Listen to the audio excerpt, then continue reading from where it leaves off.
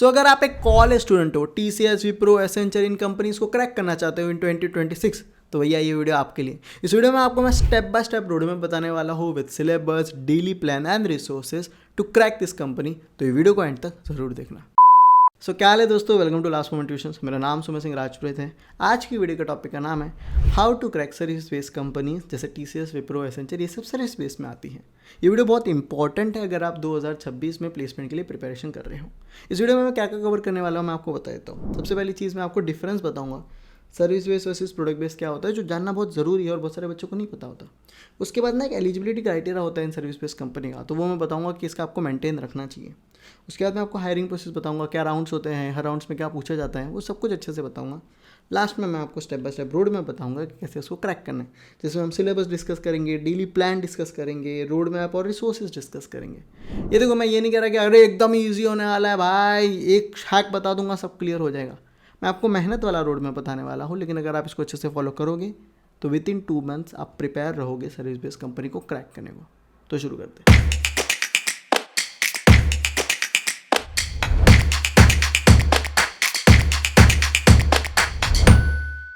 Okay, तो सबसे पहले समझते हैं service based company versus product based company, दोनों में क्या डिफरेंस है।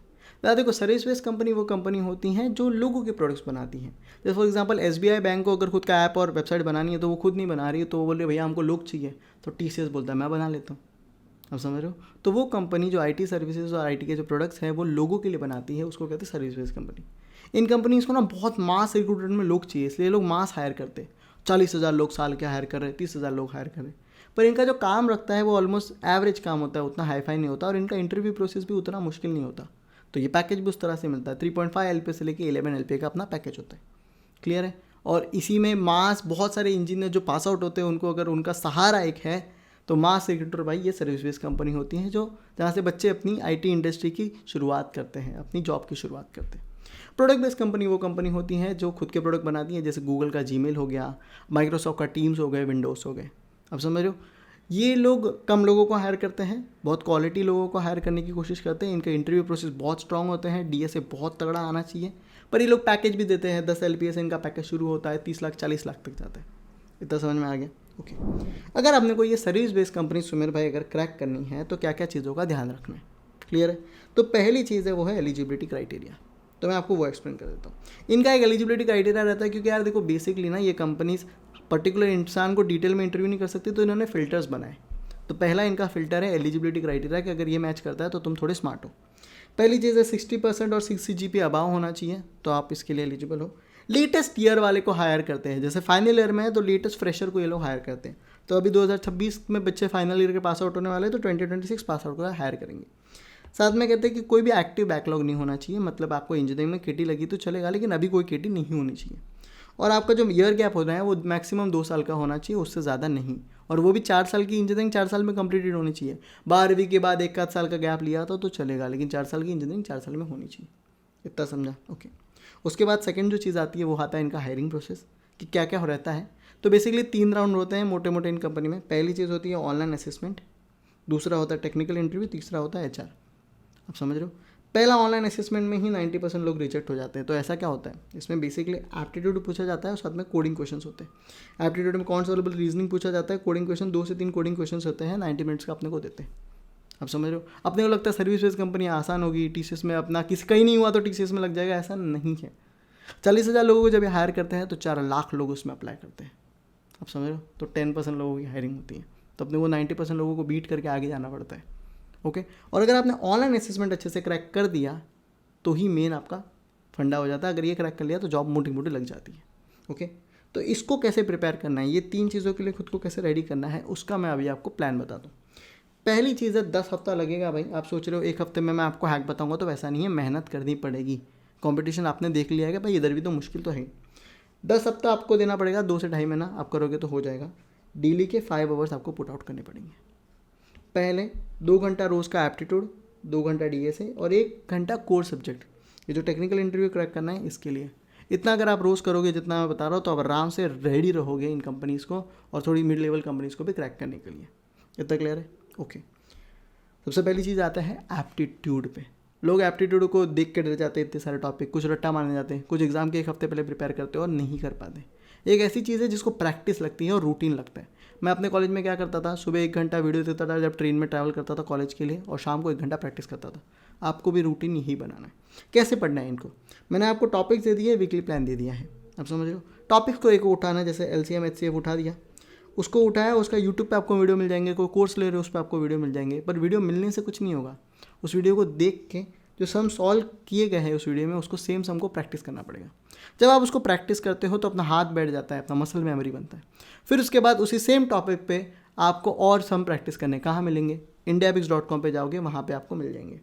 फिर एक बार आपने सारे एप्टीट्यूड के टॉपिक्स कर लिए, उसके बाद आपको मॉक टेस्ट देने हैं। कंपनी वाइज मॉक टेस्ट होते हैं, TCS के, विप्रो के। वो जब आप प्रिपेयर करोगे तो आप एप्टीट्यूड के लिए आराम से प्रिपेयर हो जाते हो।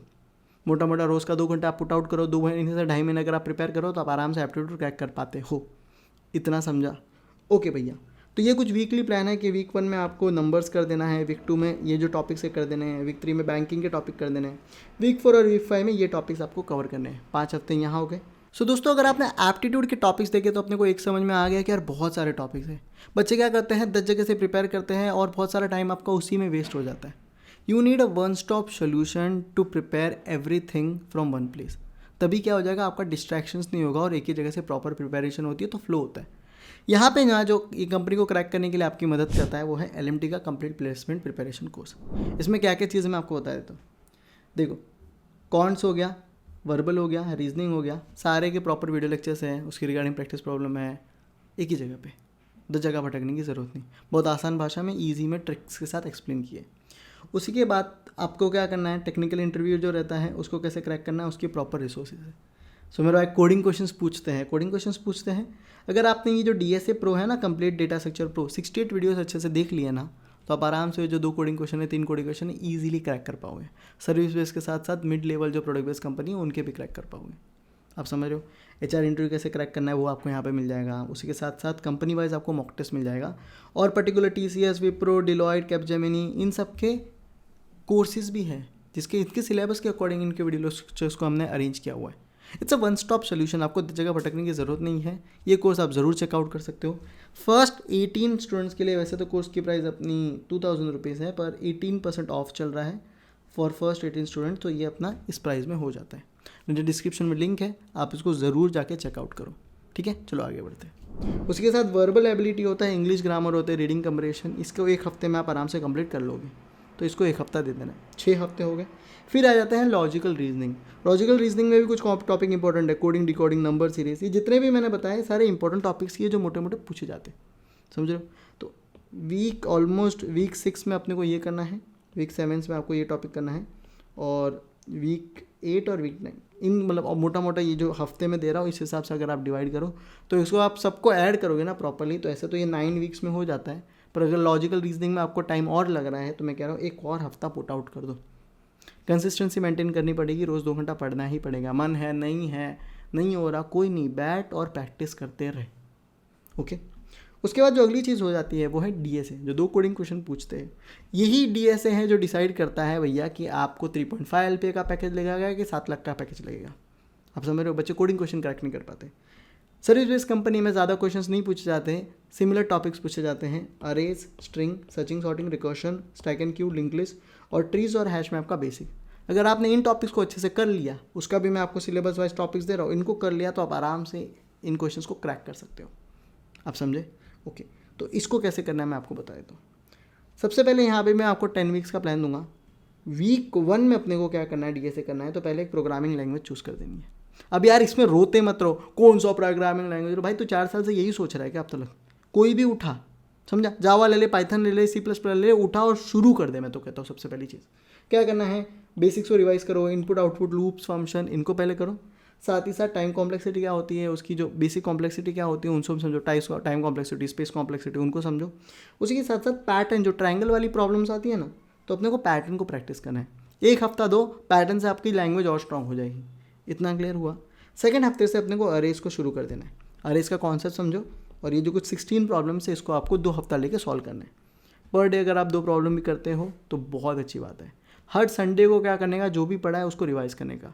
डीएसए भी जब आप पढ़ रहे हो तो आपका 2 घंटा इस तरह से होना चाहिए कि कल जो पढ़ा था उसको 10-15 मिनट में रिवाइज किया, फिर नया टॉपिक पढ़ा 1 आवर 45 मिनट्स। उसमें भी समझो एक टॉपिक पढ़ लिया था तो अगले दिन क्या करना है, उस टॉपिक पे 2-2 प्रैक्टिस प्रॉब्लम करनी है। मुझे पता है शुरुआत में आपका मन नहीं लगेगा, भागने का मन करेगा, रील देखने का मन करेगा, पर मत, स्टिक टू द स्क्रिप्ट और पढ़ता रहे। जितना टॉपिक दिया उतना भी कर लेगा ना, तेरा हो जाएगा। क्लियर है? अरेज करना है वीक 2 वीक 3, वीक 4 में स्ट्रिंग्स करना है, कर लोगे आप आराम से प्रैक्टिस करो तो। वीक 5 में शॉर्टिंग करना है, वीक 6 में सर्चिंग करना है, उसके बाद रिकर्शन करना है वीक 7 में, और लिंक लिस्ट करना है वीक 8 में। वीक 9 में स्टैक्स करना है, और जो वीक 10 है उसमें ट्रीज करना है, और वीक 11 में हैशिंग करना है। आप समझ रहे हो? इतना भी आप कर लोगे, मुझे पता है कि 10 हफ्ते के 11 हफ्ता हो गया, पर मैं कह रहा हूँ अगर आप इतना भी कर लोगे, जो टॉपिक्स मैंने इधर बताए हुए सारे टॉपिक्स दिए हुए हैं, इसकी लिंक मैं नीचे डिस्क्रिप्शन में दे दूंगा आपको, आप समझ रहे हो, या फिर हमारे टेलीग्राम और व्हाट्सएप में डाल दूंगा। पर इन टॉपिक्स को पढ़ के प्रैक्टिस करना पड़ेगा। रोज़ का 2 घंटा नहीं पुट आउट करेगा तो मिस हो जाएगा। कंसिस्टेंसी छोड़ देगा, अभी पढ़ेगा 1 हफ्ता, फिर 2 हफ्ते बाद वापस पढ़ेगा तो वापस 0 से शुरू करना पड़ेगा। तो रोज़ कंसिस्टेंटली तेरे को पढ़ना पड़ेगा। इतना क्लियर है? ओके, अब आगे बढ़ते हैं और आगे समझते हैं टेक्निकल इंटरव्यू को किस तरह से क्रैक करना है। टेक्निकल इंटरव्यू ज़्यादा मुश्किल नहीं होता। अगर आपने ऑनलाइन असेसमेंट अच्छे से क्रैक कर लिया तो टेक्निकल इंटरव्यू उतना आपके लिए डिफिकल्ट नहीं होगा, पर इसमें भी लोग निकलते हैं। तो इसमें अपने को क्या करना है, ये कुछ टॉपिक्स है जो पूछे जाते हैं। पहले ऊप से ऑब्जेक्ट ओरिएंटेड प्रोग्रामिंग के कॉन्सेप्ट है, ऑपरेटिंग सिस्टम है, डीबीएमएस और एसक्यूएल पूछा जाता है डीबीएमएस के अंदर, और डेप्थ में कंप्यूटर नेटवर्क्स है। ये फंडामेंटल्स है, कंप्यूटर फंडामेंटल्स जिनको कहते हैं, इनको तो अच्छे से पढ़ के जाना ही है और थोड़ा डेप्थ में पढ़ना है। और जब भी पढ़ोगे तो इंटरव्यू फोकस पढ़ना, थियरी के लिए मत पता कि कल एग्जाम है भाई एक रात में मैं पढ़ लूँगा, नहीं, डेप्थ में पढ़ना है, क्योंकि इंटरव्यू के लिए पढ़ रहे हो। अब समझो कुछ भी घुमा के पूछ सकते हैं, रिपीटेड क्वेश्चन नहीं आने वाले जो एग्जाम्स में आते थे, भैया यही तो 4 साल से आ रहे, नहीं, थोड़ा डेप्थ में पढ़ना है इनको। उसके बाद और क्या पूछ सकते हैं, प्रोजेक्ट्स पूछेंगे भैया, तो अगर छापा हुआ है तो अच्छे से याद करो, कोड समझो, रटा हुआ प्रोजेक्ट, छापा हुआ प्रोजेक्ट वो लोग को समझ में आ जाता है। साथ ही साथ अगर कुछ भी चीज़ आपने अपने रेज्यूमे में मेंशन की है, एक्स्ट्रा विक्स्ट्रा डाला है, तो उसके बारे में आपको पता होना चाहिए। तो अगर आप इनको अच्छे से कर लेते हो तो आपका टेक्निकल इंटरव्यू प्रिपेयर हो जाता है। लास्ट में बचा एचआर, वो बिहेवियरल होता है, आप ChatGPT से भी उसका प्रिपेयर कर सकते हो। मैंने भी कुछ टेम्पलेट्स बनाए हैं LMT के कोर्स में, आप उधर उस वीडियो को देख लोगे तो आपका फटफट एचआर की भी प्रिपरेशन हो जाएगी। इतना समझा? तो एट द एंड में आपको एक ही बात बताना चाहोगे, क्या शायद इस लेवल पे हो कि मुझे कुछ नहीं पता, पर वो प्रॉब्लम नहीं है। आप कितना एफर्ट्स मारते हो वो बहुत ज़रूरी है। हो सकता है कि शुरुआत में आप 2 घंटा पढ़ो, 3 घंटा पढ़ो, एक दिन ऐसा आ गया कि आप 5-5, 6-6 घंटा पढ़ रहे हो, पर कभी दिन ऐसा भी आएगा कि आप सिर्फ 1 घंटा पढ़ पाए, या फिर आपने बिल्कुल नहीं पढ़ पाया। फिर आपका माइंड ये नहीं बनना चाहिए कि अरे यार गिव अप कर दे, नहीं हो रहा है, नहीं हो रहा, नहीं हो रहा है। वो बहुत नॉर्मल फीलिंग है। मैं कभी कभी कुछ वीडियो बनाता हूँ, नहीं हो पाता, पर 2-3 दिन जब मैं लगातार उस पर मेहनत करता हूँ तो चौथे दिन वीडियो बनती है। आप समझ रहे हो? आपका माइंड बोलेगा छोड़ दे, पहले भी ट्राई किया था, नहीं हुआ। बोल नहीं, मेरे को करना है, मैं सीरियस हूँ मेरे लाइफ को लेके, मेरे करियर को लेके, और मैं फोड़ूंगा, हल्के में नहीं लूँगा चीज़ों को जैसे पहले ली थी। और तू कर लेगा, आई बिलीव इन यू। ठीक है, best of luck and put the hard work.